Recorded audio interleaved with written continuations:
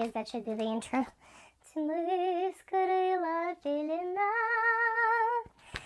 Okay. Hi guys, welcome back to my YouTube channel. This is Lini Chef, and in today's video I would like to offer you to dive into the history of Russian feminism.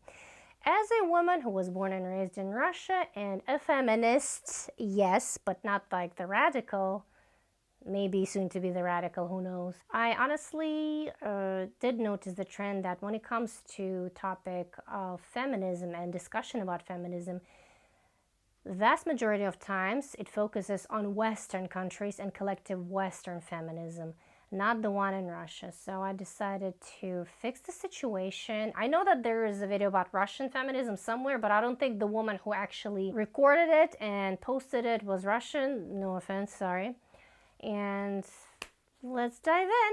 Russian feminism originated in the 18th century, influenced by the Western European Age of Enlightenment, and the prominent role of women as a symbol for democracy and freedom in the French Revolution.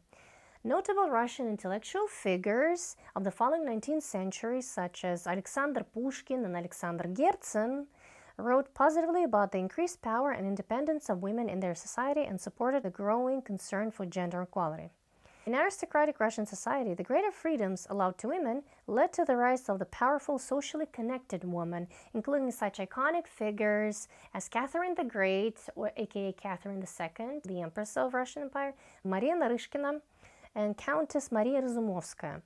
Women also began to compete with men in literary sphere, with Russian women authors, poets, and memoirists increasing in popularity. 19th century. The loosening of restrictions on women's education and personal freedom that were enacted by Peter the Great in the 18th century created a new class of educated women, such as Princess Natalia Sheremetьeva, whose 1767 Notes was the first autobiography by a woman in Russia. In the 19th century, Sheremetьeva was one of the Decembrist women, the female relatives of Decembrists, dekabrisты, and the Russian term for Decembrist woman will be dekabristka. December, December. The male Decembrists were a group of aristocratic revolutionaries who in 1825 were convicted of plotting to overthrow Emperor Nicholas I, and many of whom were sentenced to serve in labor camps in Siberia. Though the wives, sisters, and mothers of the Decembrist men shared the same liberal democratic political views as their male relatives, they were not charged with treason because they were women. However, 11 of them, including Sheremetьeva and Princess Maria Volkonskaya, still chose to accompany their husbands, brothers, and sons to the labor camps. Though they were portrayed as heroes in popular culture, the Decembrist women insisted that they were simply doing their duty to their family. While in Siberia, some of them cared not only for their own relatives, but also for the other prisoners. They also set up important institutions like libraries and clinics, as well as arranging lectures and concerts. In the historical writing of the time, the humble devotion of the Decembrist women was contrasted with the intrigues and hedonism of female aristocrats of the 18th century like Catherine the Great, whose excesses were seen as the danger of too sudden liberation for women, aka Catherine the Great has lots of male mistresses, favoriti, or you get the point. Oh, to be Catherine the Great. Anyways, moving on. Although they did not explicitly espouse the feminist agenda, the Decembrist women were used as an example by later generations of Russian feminists whose concern for gender equality was also tied to revolutionary political agendas. Efforts of triumvirate. In the late 19th century, other aristocratic women began to turn away from the refined society life and focused on feminist reform. Among them was Anna Pavlovna Filosofova, or Filosofova, a woman from an aristocratic Moscow family married to a high-ranking bureaucrat who devoted her energy to various societies and projects to benefit the poor and underprivileged in Russian society, including women. Together with Maria Trubnikova, Nadezhda Stasova, and Evgenia Konradi, she lobbied the emperor to create and fund higher education courses for women. She was also a founding member of the Russian Women's Mutual Philanthropic Society and responsible for helping to organize the All Women's Congress in 1908, just a few years before the collapse of Russian Empire. The three spent much of their lives working to advance the cause of women, leading the first organized feminist movement in the Russian Empire. Push for higher education. Triumvirate also began pushing in 1867 for Russian universities to create courses for women. Demonstrating considerable skill in rallying popular support, according to the historian Kristin Johansson, the women wrote a carefully worded petition to Tsar Alexander II, Alexander II. They gathered over 400 signatures among middle and upper class women. However, there was widespread opposition to the education of women, including by the relevant minister Dmitry Tolstoy. Tolstoy argued that women would abandon education after being married and dismissed the signatories by stating that they were sheep merely following the latest fashion. He rejected the petition in late 1868 but allowed mixed-gender public lectures which women could attend under pressure from Tsar, then Alexander II. Alexander II. However, these were rapidly taken up overwhelmingly by women. The political movement in favor of women's education continued to grow, and by October 1869, the Russian government permitted a limited set of courses for women on advanced subjects, including chemistry, history, anatomy, zoology, and Russian literature. The Revolution and Soviet era. Pre-revolution. At the end of the 19th century and the beginning of the 20th century, the focus of Russian feminism shifted from the aristocracy to the peasants and working class. Imbued with socialist ideology, young women began to organize all-women unions among female factory workers who tended to be ignored or marginalized by male socialists.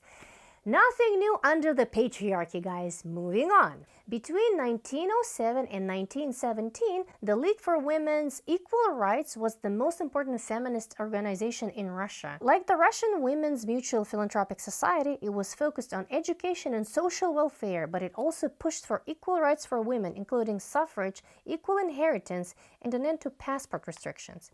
The 1917 revolution, catalyzed in part by women's workers' demonstrations, generated a surge of membership in the organization. In the same year, because of the society's continued lobbying, Russia became the first major world power to grant women the right to vote. Something good about my country's history, which is complete shit in general.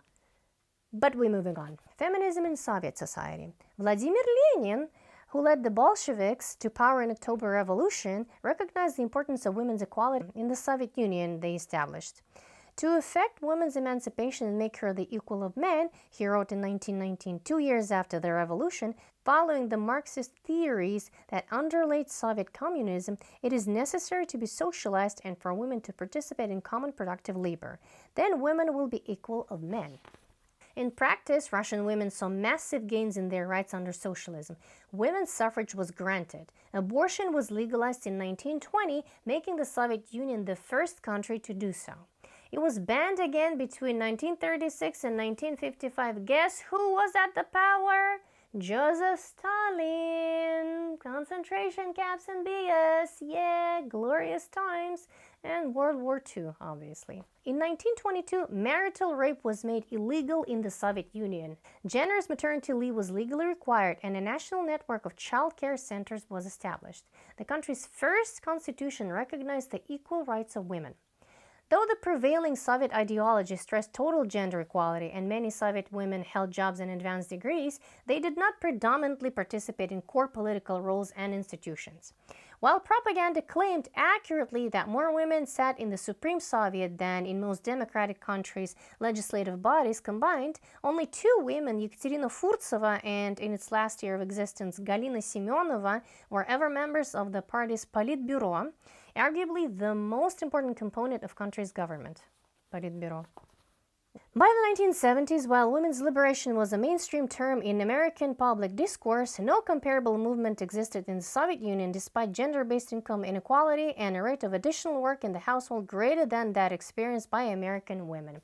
Also, good difference between Americans and Russians, American and Russian women. At least Russian women did not have to face a forced lobotomy, and they were actually not fired from workforces after the World War II was over, unlike their American sisters. Something positive, but again, there are a lot of negatives too. There are also double standards in social norms and expectations. A man can fool around with other women, drink, even be lackadaisical toward his job, and this is generally forgiven, wrote Hendrik Smith, former Russian correspondent for the New York Times.